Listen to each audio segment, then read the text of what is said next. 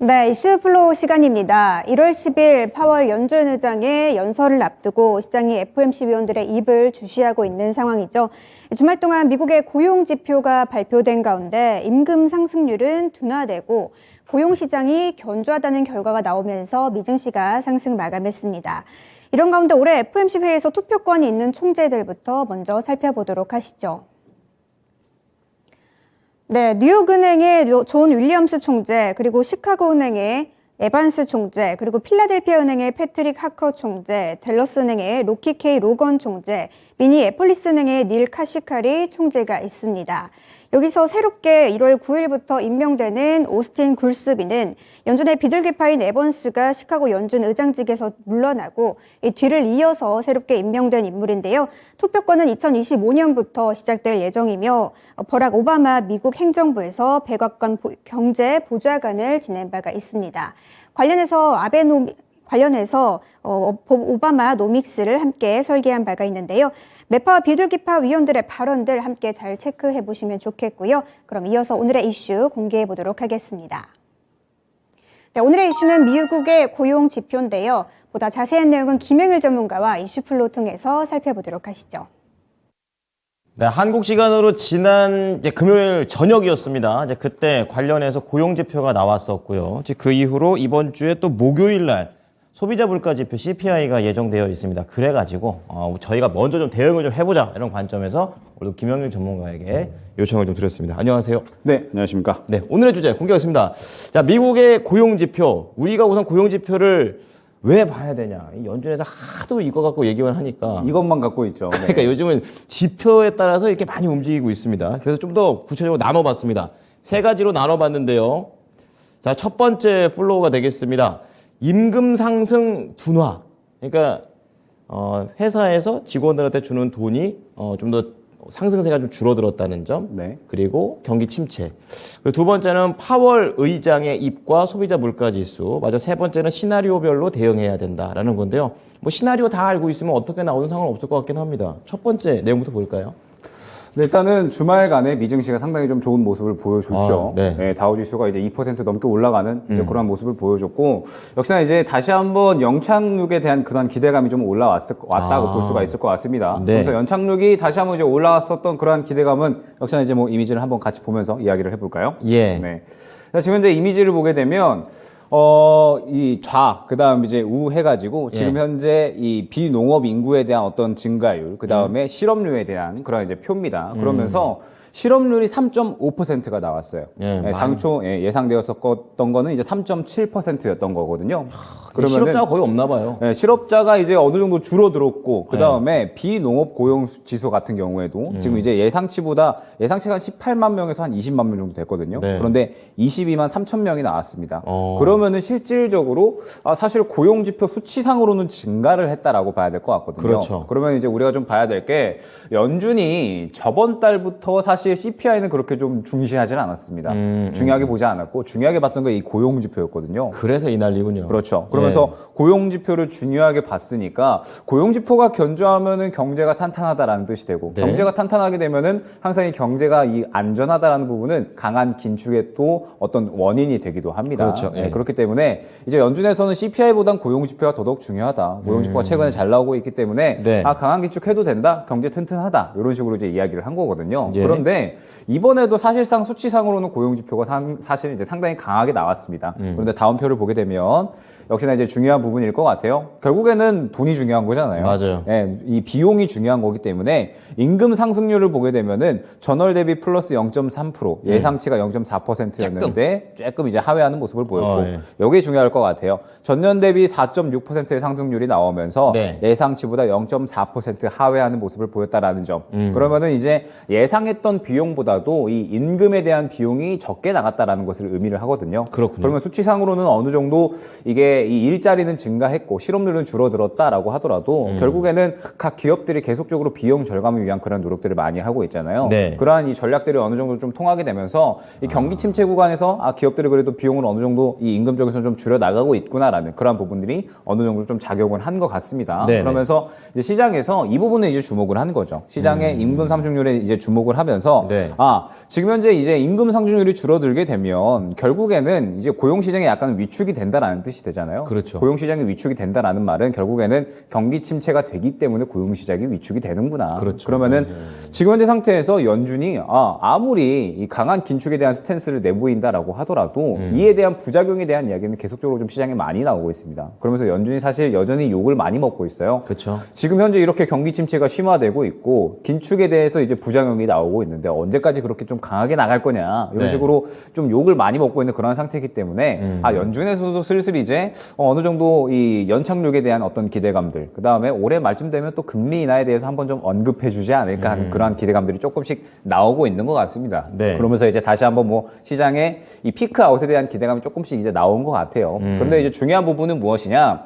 지금 이제 연준에서는 아직까지는 좀 스탠스를 그대로 좀 유지를 하고 있다라고 봐야 될 것 계속 같습니다. 맵하죠. 예, 맵하고 예. 그냥 강경한 태도를 좀 유지하고 네네. 있다고 봐야 될 것 같아요. 이제 연준 의원들 발언한 걸 보면은 전체적으로 이제 여전히 물가는 좀 매우 높은 수준이다라고 이야기를 하고 있고 그 다음에 이제 연준의 포커스가 물가가 0.2%대로 좀 맞춰져 있거든요. 그렇죠. 2%대로 맞춰져 있기 때문에 사실 지금 물가하고는 여전히 또 괴리감이 좀 상당히 크다라고 봐야 될 것 같아요. 2배 이상입니다, 아직도. 2배, 3배가 넘어가는 그쵸, 상황이죠. 그쵸. 예. 그러다 보니까 사실 목표치를 너무 높게 잡았다라고 생각은 드는데 어찌됐든 그렇게 2%대까지 갈 만한 확신이 들어야지 그제서야 긴축 기조를 좀 약하게 하겠다라고 좀 이야기를 했거든요. 네. 그렇기 때문에 여전히 연준의 스탠스는 강하게 긴축하겠다라는 그런 스탠스가 좀 강한 것 같고 지금 현재 시장에서 이제 기대감이 좀 작용을 하는 부분들은 역시나 이 부분에 대한 고용 시장이 약간 좀 위축이 되었다라는 부분인 것 같거든요. 네. 보게 되면 결국엔 연준에서는 이 CPI보다 최근에 고용 시장에 대해서 어느 정도 좀 집중을 했기 때문에 고용 시장이 긍정적으로 나왔다. 결국에는 다시 한번 연준이 이제는 스탠스를 어느 정도 좀 바꿀 수 있을 만한 그런 계기가 될 수 있을 것이다라는 기대감이 이제 미증시 그다음에 오늘 시장까지 어느 정도 작용을 한 것 같습니다. 네.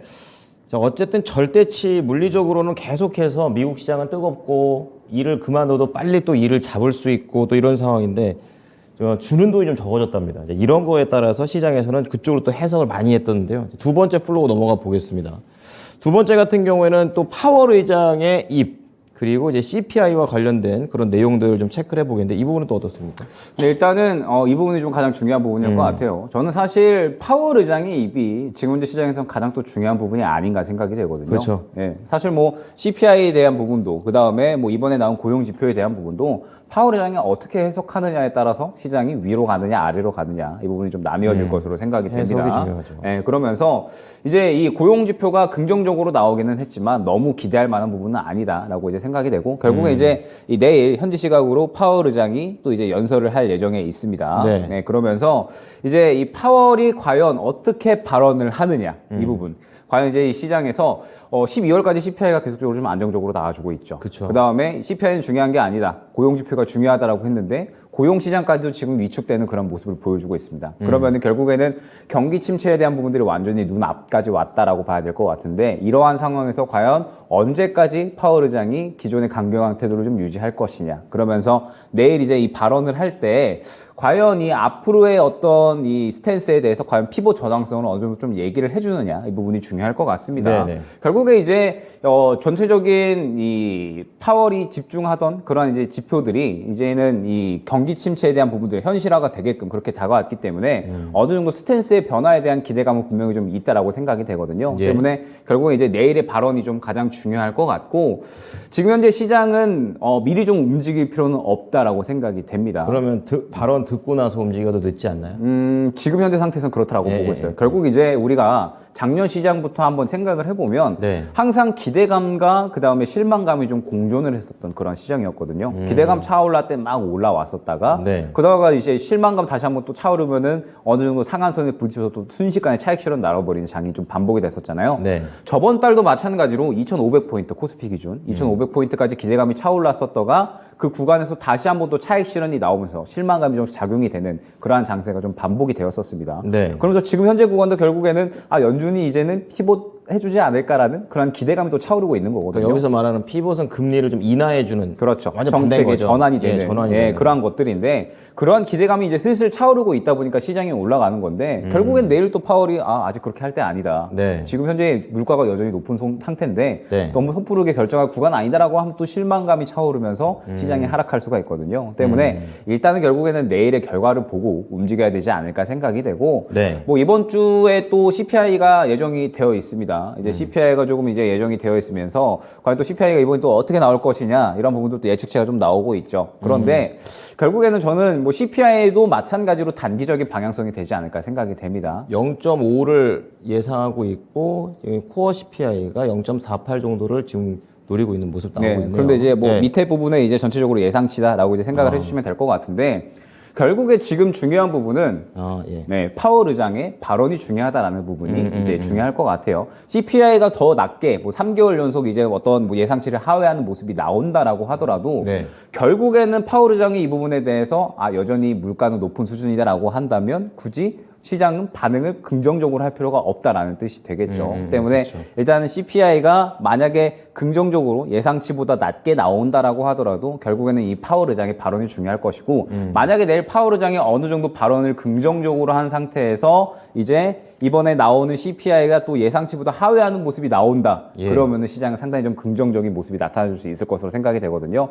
때문에 일단은 내일 파월 의장의 발언이 어떻게 진행되는지 이 부분을 먼저 주목을 하고 그 결과를 본 다음에 이제 CPI 결과 발표를 기다리자. 이 정도로 안내를 드릴 수 있을 것 같습니다. 자, 지표가 어떻게 나오는지 그리고 더 중요한 건 파월이 뭔 얘기하는지가 제일 중요한데 여기서 보면은 금리와 관련해서 최종 금리에 대한 얘기 또는 인상폭이 뭐 올해 2월, 3월에는 한 0.25 조금씩 올린다고 또 그러더라고요. 그래서 인상폭에 집중을 해야 되는 건지 아니면 최종 금리에 집중해야 되는지 어떻게 보십니까? 지금 현재 상태에서는 저는 최종 금리에 대한 부분이 거기가 중요하지 더- 않을까 생각이 됩니다. 네, 결국에 남은 금리 예상치는 네. 이제 약 한 0.5%에서 1% 정도가 될 거거든요. 지금 현재 미국 금리가 이제 기준금리가 4.5%니까 네. 일전에 FOMC에서 나온 중간치는 5.1%였습니다. 예, 그러면서 또 이번 달에 나온 게 또 뭐 5.5%까지 올려야 된다, 뭐 6%까지 올려야 된다. 그러니까요. 이야기가 좀 많았지만 참. 결국에는 이제 뭐 더 올린다라고 하더라도 작년에 이제 한 달에 한 번 올렸었던 그런 수치가 최대치가 될 거거든요. 자이언트 스텝을 네. 하게 되면은 0.75% 올리게 되는 거니까 그 정도 올리면 이제 목표치에 도달한다라고 생각을 해주시면 될 것 같습니다. 그렇기 때문에 이제 목표치에 도달을 어느 정도는 이제 거의 다 해놓은 상태에서 결국에 여기서 뭐 베이비 스텝을 하느냐, 빅 스텝을 하느냐 이 부분이 중요한 게 아니라 네, 결국에는 파월 의장이 이제 한 10만 정도 해서 금리 인하할 것이다. 뭐 이런 이제 기대감들을 끌어올려줄 수 있는 무언가 비둘기적인 요소가 나와줘야지 그 부분이 시장에 긍정적으로 작용을 할 거고 네. 지금 현재 상태에서는 저는 지표보다는 완전히 파월의 입장이 어떻게 되느냐 이 부분이 좀 중요하다고 보고 있습니다. 네, 오래 사실 것 같아요. 지금 뭐 긴축에 대한 대응 언제 하느냐, 대응 늦다고 욕을 그렇게 먹더니 또 금리 인하 안 하냐고 또 욕을 먹고 있습니다. 자, 세 번째 플로우 넘어가 보겠습니다. 그럼 우리가 CPI, 어쨌든 이제 파월 의장의 발언을 앞둔 상태에서 시나리오별로 어떻게 대응하냐를 잡았는데 어떤 시나리오가 있습니까? 결국엔 이제 뭐 이게 중요할 것 같습니다. 그렇죠. 예.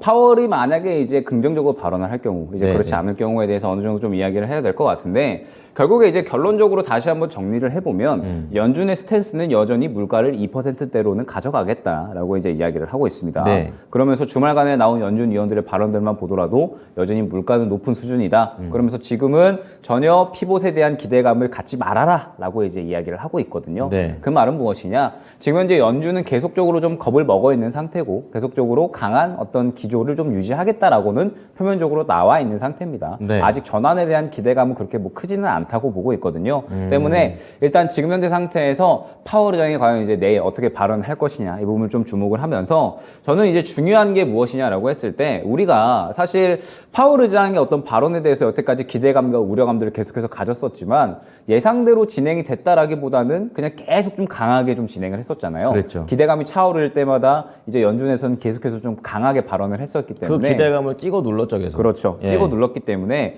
지금 현재 상태에서는 결국에는 미리 좀 예상을 한다라기보다는 어느 정도 이 상한선과 하한선을 좀 정해놓고 그 구간에 따라서 좀 대응을 해놓는 게 좋지 않을까 생각이 됩니다. 그 선 좀 잡아주세요. 자, 지금 보게 되면은 일단은 코스피 차트를 잠깐 띄워서 보도록 하겠습니다. 네. 코스피 차트를 잠깐 띄워서 보게 되면 자, 지금 오늘까지 좀 추가적으로 상승이 나오면서 2330 구간에 이제 위치해 있습니다. 네. 근데 중요한 구간이 지금 현재 구간으로부터 2,400 구간, 그 다음에 2차적으로는 2,500 구간까지 말씀을 드릴 수 있을 것 같거든요. 매물벽이 거기 있나요? 네, 매물벽이 지금 현재 이 구간에 있다라고 봐야 될 것 같고, 예. 시나리오를 꾸려 나간다라고 했을 때, 자, 파월 의장이 만약에 긍정적인 발언을 한다. 그러면은 지금 현재 2,350 구간을 돌파 시도해 줄 겁니다. 한 번에요? 한 번에 이제 돌파 시도를 해주면서 지금 시장의 흐름을 보게 되면 반도체나 2차 전지가 약간 이제 끌고 가는 그런 양상이 나오잖아요. 그쵸. 추가적으로 그러한 모습들이 더 나오면서 이제 1차 2,400포인트까지는 어느 정도 도달을 해줄 것으로 보입니다. 예, 예. 그 구간에서 다시 한번 또 매물대가 또 형성이 되어 있기 때문에 그 구간을 돌파해 주느냐 이 부분이 중요할 거고 네네.